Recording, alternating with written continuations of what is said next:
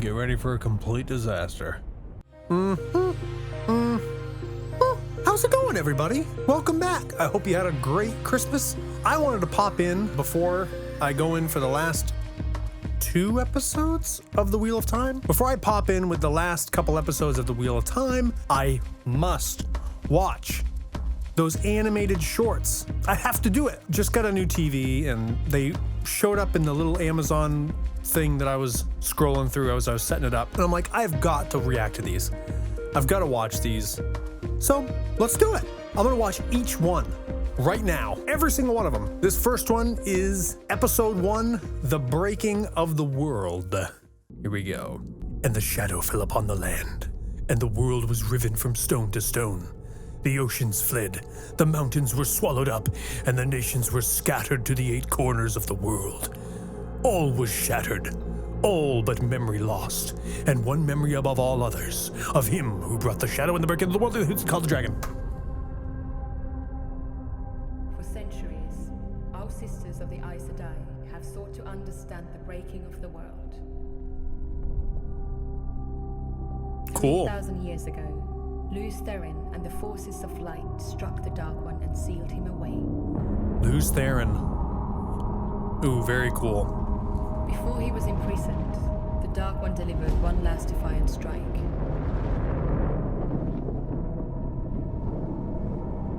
The Dark One poisoned the source of power for male Aes Sedai. With this, Lews Therin lost his mind. you can see that, yeah. He murdered his beloved wife. He slew his children she bore him. His friends, his court, everyone. The Dark One released Lews Therin from his madness, just to show him what he had done. But it wasn't Lews Therin alone who suffered. The poison spread. No male Aes Sedai was spared, and so began the breaking. The time of madness.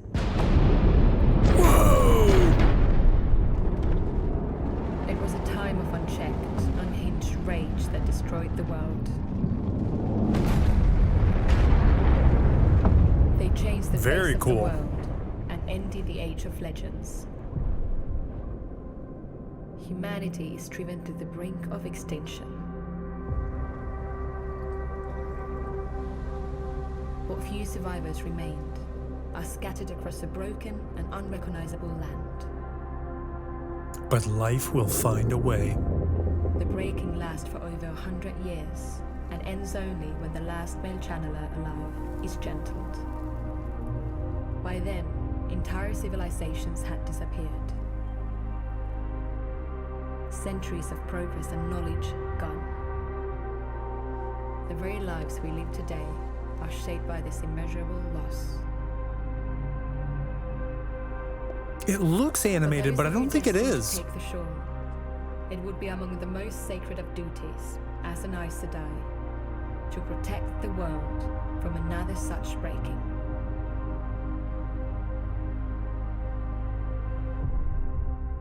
Cool. I like how they did the logo in anime. Yeah, I like that. That's cool.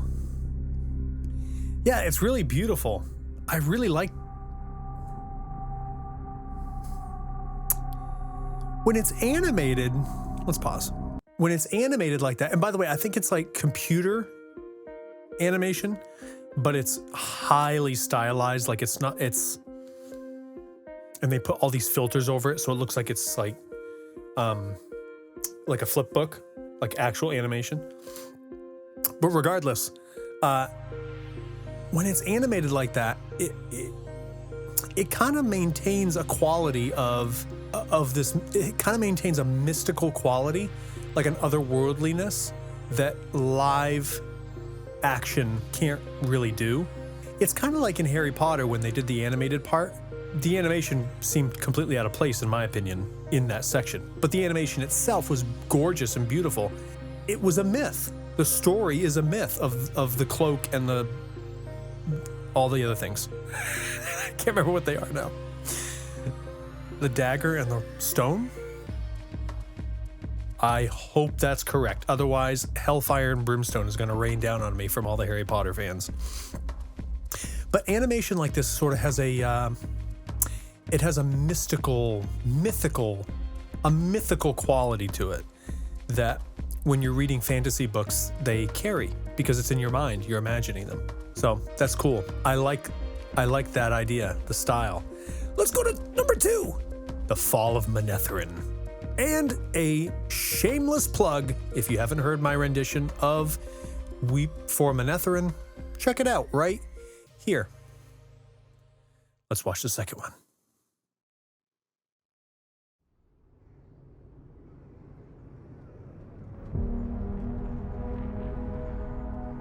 Very cool. 1,000 years after the breaking, battles still raged against the forces of the Dark One.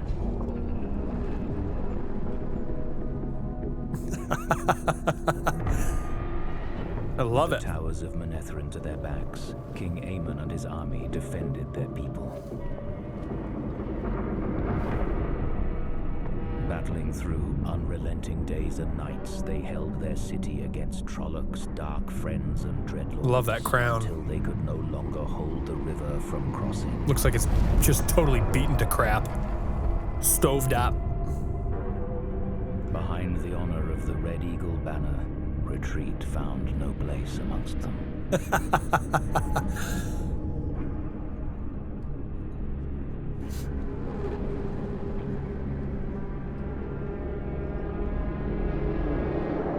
Oh, so cool.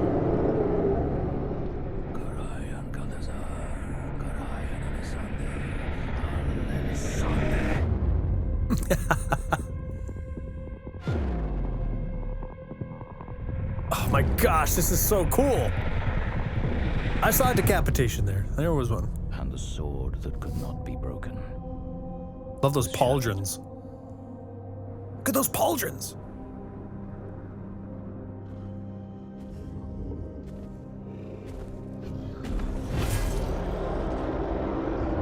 From behind the walls of the emptied city, Queen Eldrine sank with King Aemon's death. And so her heart and kingdom found their end. Ooh, watch out. Boom.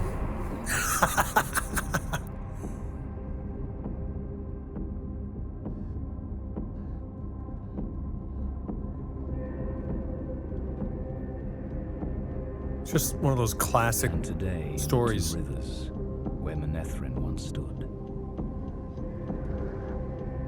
The wheel continues to turn. No one. Did anybody find the crown? I don't believe that. Is that in the other books? That's cool, though. The Wheel of Time. Origins. Very cool. That was excellent. That one was great. I like that. You're gonna... I don't care. People are gonna hate me for this, but I'm gonna say it anyways. It almost makes me wish the show looked like this. If they could have done the show like this, that would have been a different show. That would have been a very different show.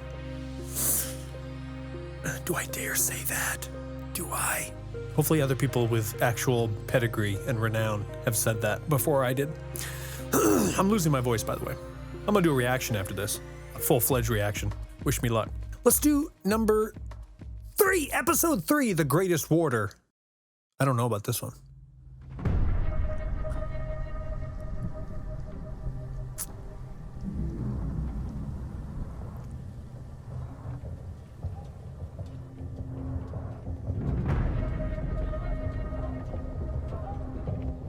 I feel like they're using the same music as the show. Closer. Repurposing it. Firstly, stick your blasted heels in water. Look alive. Cool.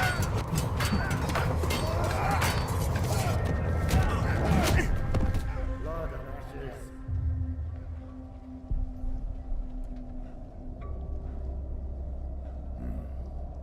Why are they training in the middle of a post-apocalyptic landscape?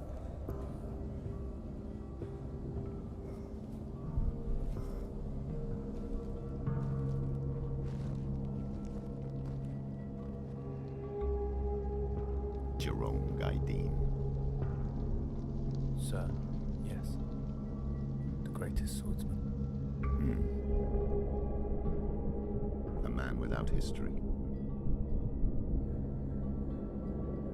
Only legends pass through the ranks of the warders.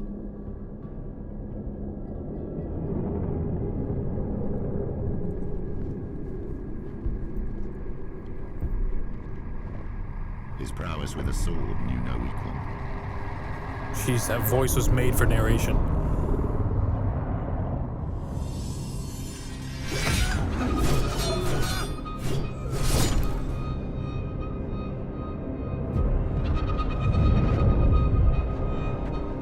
He's OP. All who should cross him found themselves at the far end of his blade. Or at the hilt. Save one.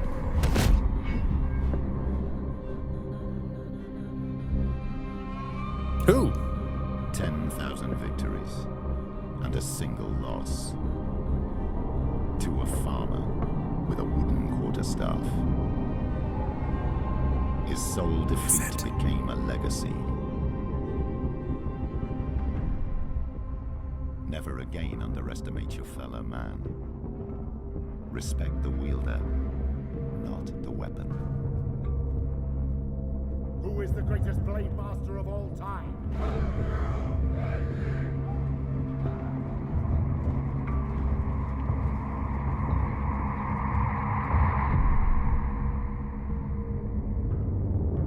That was cool. I like that. I didn't know that story.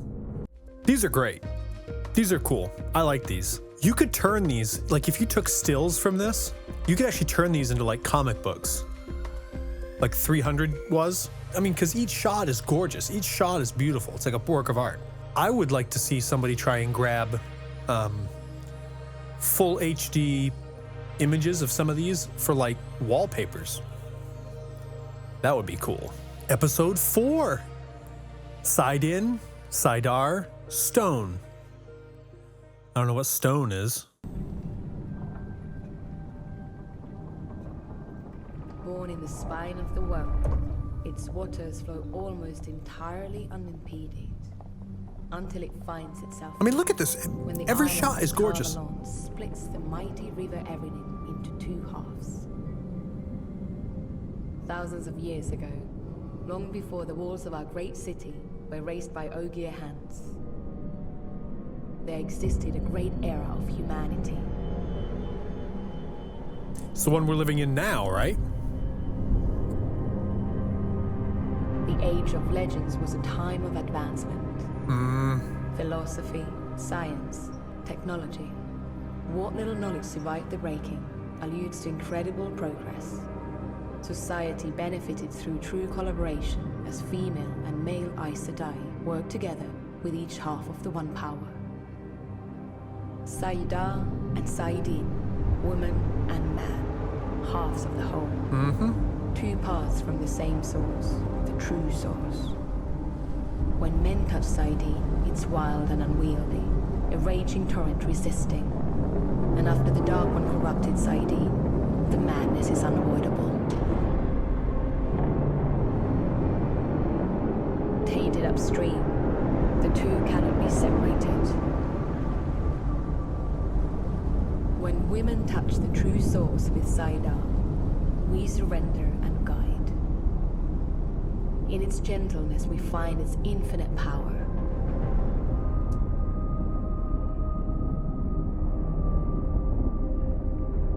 To master these waters will take time and practice. My daughters, let us begin. Empty yourself of your thoughts. The light orb. The only thing in your mind is the bud of the flower. Only that. You can see every detail, every vein, every leaf, every curve. Feel it, know it. You and the bud are one. Cool. I wonder if people who are not familiar with the books are watching these. I wonder if people who are getting into the show and they've never read a book if these are helping them. That was great. As far as I can tell, a great explanation. I like how it uses Tar Valon as a splitting of the river. Tar Valon as a analogy, a metaphor. Episode 5. There's only 2 more. The White Tower. You guys told me in the comments I was right. The White Tower and Tar Valon was built by Ogiers. My question is, was this in the books? And maybe I'll learn that in this episode. Why did the Ogiers, the builders, build all these things? And then, I guess, why did they build them?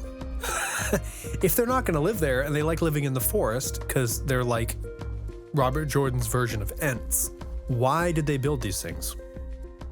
For humans? Why? Episode 5.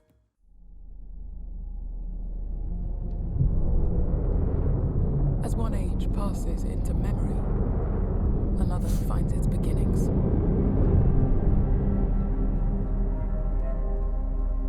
More coffee. Out of the ashes of the breaking, surviving factions of female Aes Sedai emerged into a new world. They met under common cause to protect the world from further devastation. While male Aes Sedai continued their descent into madness and destruction, the island of Tar Valon was chosen, and the White Tower was born. A base. There's a huge library. Research and training. Here, those with the natural ability to channel are welcomed as novices to begin their training. From novicehood, years may pass before a sacred serpent ring is placed on one's finger, raising her to the level of accepted. And long after, when deemed ready, the accepted take the 3 oaths and are raised to wear the shawl as Aes Sedai. Those lucky enough to get called to the shawl will choose their Aja of 7 factions, each with their own specific purpose. Warriors, standing ready. Healers of all things living, keepers of the past, seekers of justice, law-focused diplomats, pursuers of truth and reason, and those dedicated to preventing the wrong and dangerous use of the one power. Choose wisely. The Hall of the Tower is our central council, represented by 3 sitters from each Aja. Here we vote and deliberate over important matters. On the throne, the Amelin seat. Looks uncomfortable. I was sworn in as the Watcher of the Seals, the Flame of Tar Valon, chosen for life. It was no accident that we chose the island of Tar Valon in plain view of Dragamount. It's a message, spoken to all generations, a reminder of the past, a warning that the Dragon Reborn will come, one day. So Ogiers were building this for the Aes Sedai? Like the Aes Sedai requisitioned it? Like contractors? Oh, and they're building the bridge. That's cool.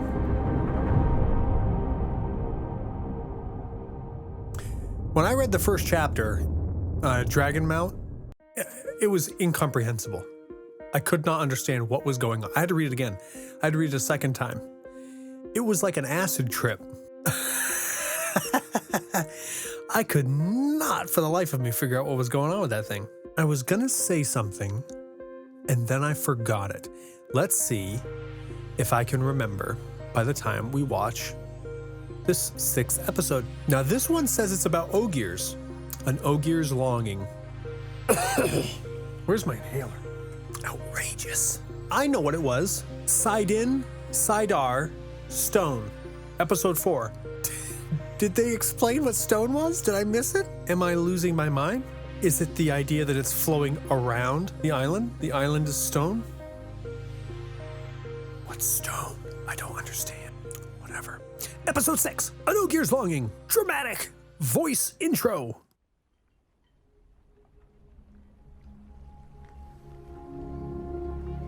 These reactions. It is indeed the very rare and unusual Ogier who will decide to leave their steading homes. These reactions are going to get like 20 views. That's it. In the years that followed the breaking, during the long exile, we Ogier wandered lost in search of our steadings. It was then that Ogier began to succumb to the longing, to the point of death. Even after finding our steadings once again, we Ogier continued to be bound to our homes.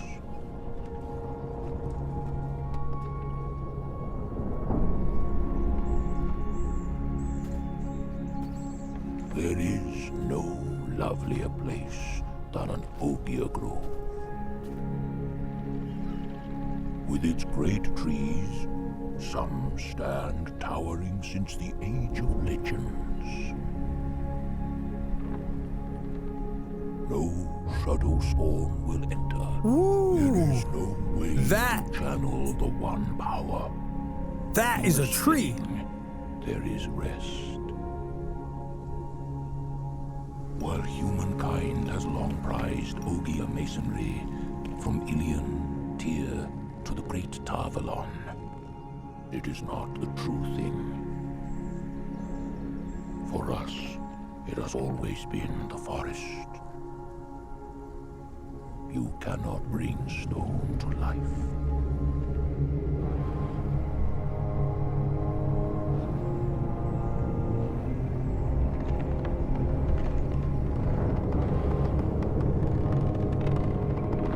When we sing to the forest, it is much as if the earth itself sings to us.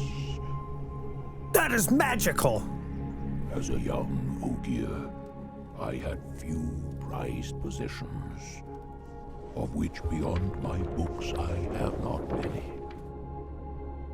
And whilst there is nothing better than to be at home in the steadings, surrounded by the comforts which offer wisdom and peace, with our beloved groves in sight, true adventure calls. Adventure that cannot be found in a book. Adventure that may in fact risk the longing.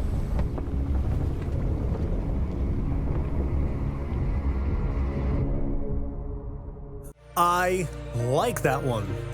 That might have been the prettiest one. That one and the second one, The Fall of Manetheren, were the most beautiful, I think. Gorgeous. I mean, the other ones, they're all gorgeous, they're all beautiful, but I in particular really enjoyed those ones. These are cool. I really like these. Honestly, if they should